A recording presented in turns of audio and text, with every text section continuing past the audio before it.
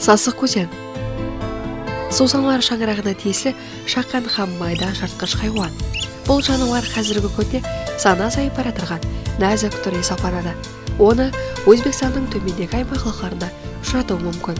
Үстірт тегіслігі һәм Қызылқұм шөлдерінде, Мырзашөл һәм Қаршы шөлдерінде, Сарашан, Амудария һәм Сырдария ойпатлықларында, Бұхара һәм Самарқанд уалаятларында, сондай-ақ Памир Алайтау етекшілерінде жасайды. Оның сүңгі бөлігі сарғыш қоңыр, қарны һәм аяқлары болса қара қоңыр реңде болып, жүзінде өзіне тән нықапша ұқсас ақ белгілері бар. Ол кішкене болуына қарамасын, өзінен үлкенірек кемірушілерді аулай алады. Ол текарнан шыққанлар һәм басқа зиянлы кемірушілер менен азықланып диқаншылыққа жәрдем береді. Сасық көзенлердің жасау орынлары бөлек-бөлек тарқалған. Ол табиатта сирек ұшырасатығын жанзат болғанлығы үшін оны сақлау һәм көбейту шуда ахметлі.